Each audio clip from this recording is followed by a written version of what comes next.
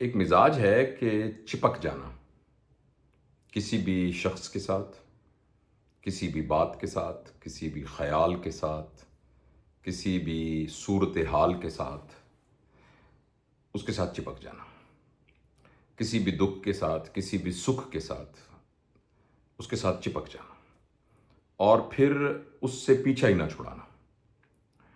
ایسا نہیں کرنا چاہیے۔ ہمیں زندگی کے سفر کے اندر جو بھی اس طرح کی صورتحال آتی ہے، جس میں واقعات ہوتے ہیں، خیالات ہوتے ہیں، مناظر ہوتے ہیں، لوگ ہوتے ہیں، چیزیں ہوتی ہیں، جگہیں ہوتی ہیں، وہ سب کے سب جس طرح ایک مسافر کو ٹرین کے ڈبے سے چیزیں گزرتی ہوئی نظر آتی جاتی ہیں نا، اور وہ اس کے ساتھ چپک نہیں سکتا۔ اگر وہ چپک جائے تو وہ پھر منزل کھوٹی ہو جائے گی، اس کی پیچھے رہ جائے گا، پچھڑ جائے گا وہ۔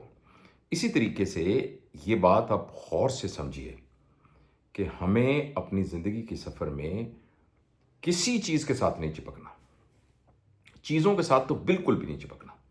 بہت سارے لوگ ہوتے ہیں، انہوں نے اپنی چیزیں اکٹھی کر کے رکھی ہوتی ہیں۔ یہ میری فلاں جرسی ہے جو میں نے فلاں وقت میں پہنی تھی، یہ میرا فلاں وقت کا صندوق ہے، یہ میرا فلاں وقت کی اینک ہے، تو یہ میری فلاں چیزیں ہیں۔ اور گھر کے اندر اس طرح کی فضولیات اکٹھی کی ہوتی ہیں، ان کو ہم یادوں کے نام پہ اکٹھا کیا ہوتا ہے۔ تو ان یادوں کا کیا کرنا ہے؟ یادیں تو ہمیں ایسی زندگی میں لے کے جاتی ہیں جو کہ ایگزسٹ ہی نہیں کرتی ہیں، جو کہ ہوتی ہی نہیں ہے، ماضی تو ہوتا ہی نہیں ہے۔ اور جو ہی ہم چپک جاتے ہیں نا کسی جگہ پر، اسی وقت ہم لمحہ موجود سے کٹ جاتے ہیں۔ لہٰذا اگر میں چیزوں سے، یادوں سے، لوگوں سے، ان چیزوں سے، خیالات سے، نظریات سے، ان کے ساتھ چپک جاؤں تو پھر میں آگے نہیں بڑھ سکتا، اور میں رستے میں بس کہیں جام ہو جاتا ہوں، رک جاتا ہوں، گروتھ رک جاتی ہے۔ تو آئی ہوپ کہ میں نے اس مختصر وقت میں آپ کو یہ بات بتائی ہے، اور یہ لرنیبل ٹریٹ ہے۔ آپ سیکھ سکتے ہیں اس بات کو کہ کس طریقے سے، اس کو انگریزی میں ایک لفظ بھی بولتے ہیں، آرٹ آف لیٹنگ گو۔ چیزوں کو بس جانے دیں، چھوڑ دیں، بس ٹھیک ہے، اوکے، جان چھوڑیں، ہو گیا نا، بات ٹھیک ہو گئی، ختم ہو گئی، اس نے مجھے یہ کہا تھا۔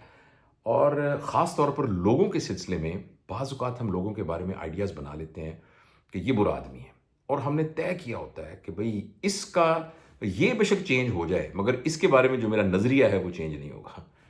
تو یہ بھی ایک چپکنے کی ایک مثال ہے، اور چپکنے کی جو سب سے خوفناک مزاج ہے وہ ہے اپنے آپ کے ساتھ چپک جانا۔ اپنے آپ کے ساتھ چپکنا یہ ہے کہ جو نظریات میرے ہیں، جو خیالات میرے ہیں، جو میرا مزاج ہے، میری طبیعت ایسی نہیں ہے، میں ایسا نہیں کرتا، یہ تو میں کبھی نہیں کروں گا، اور یہ اس کو تو میں معافی نہیں کر سکتا، یہ بات میں برداشت نہیں کر سکتا، یہ بات جو ہے میری لمٹ ہے، اگر یہ ہوگا تو میں برداشت نہیں کروں گا۔ تو یہ اپنے آپ کے ساتھ چپکنا ہوتا ہے۔ تو انسان کی وہ حیثیت نہیں ہے، اور حیثیت ہو بھی تو وہ ساری کی ساری حیثیت عارضی حیثیت ہے۔ لہٰذا یہ ساری باتیں جو ہے نا، جس کے لیے میں نے چپکنے کی اصطلاح آپ کے سامنے پیش کی ہے، یہ ساری کی ساری باتیں اس سوچ کی نشاندہی کرتی ہیں کہ ہم نے یہیں رہنا ہے، ہم نے یہیں رہنا ہے، تو لہٰذا یہیں ہماری اتھارٹی ہونی چاہیے، یہیں ہمارا اختیار ہونا چاہیے، جو میری مرضی ہے وہاں چلے گا۔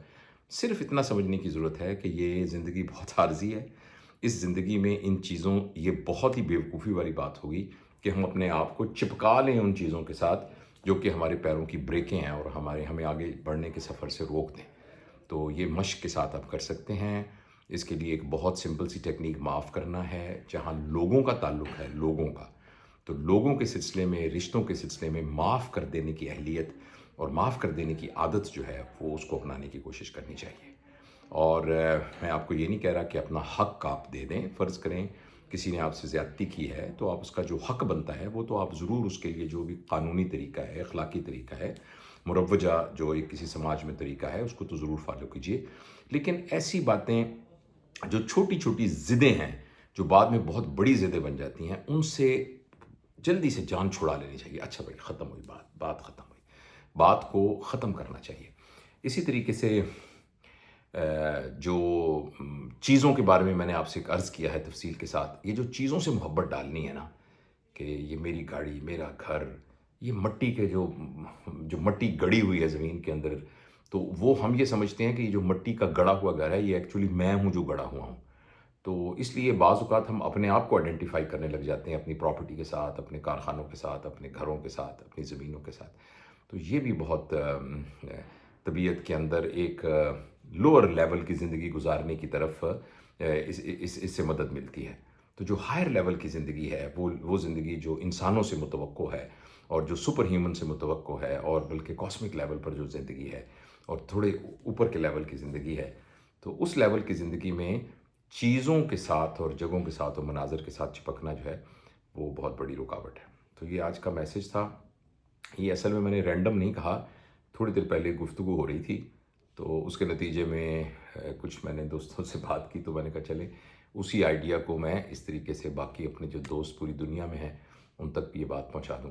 تو ٹیک ہوم میسیج یہی ہے کہ کوشش کیجئے کہ کوئی بھی چیز آپ کے لیے ناگزیر نہ ہو. ہمارا اخلاق اچھا ہونا چاہیے، ہمارا برتاؤ اچھا ہونا چاہیے، ہم کسی کے ساتھ زیادتی نہ کریں. لیکن جہاں ہمیں واک آؤٹ کرنا ہو نا، سچویشن سے واک آؤٹ کرنا ہو، کسی بھی چیز سے واک آؤٹ کرنا ہو، کسی بھی چیز کو لیٹ گو کرنا ہو، کسی چیز سے جان چھڑانی ہو، تو ہمیں 1 منٹ نہیں لگنا چاہیے.